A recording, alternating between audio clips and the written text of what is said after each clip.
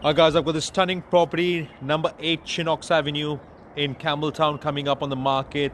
This one is only 1 to 2 years old. This is literally brand new. If you're looking for something that is done up, that's a study area, sunroom. There's 2.7 meter ceiling heights, downlights throughout. Beautiful tiles. That's the former living area. Even in the, if you see the ducted, you've got vertical vents in there. Beautiful.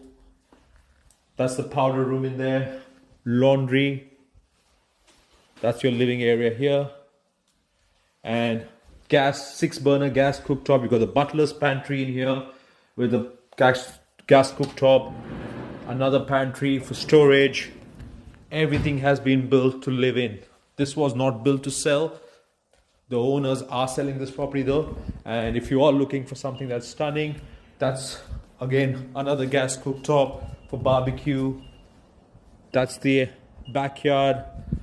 So this home is an exclusive offer in terms of the way it's been built. Beautiful carpets, plush carpets. You've got this living area here.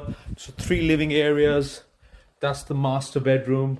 Vertical bars. You've got the balcony in there with an ensuite.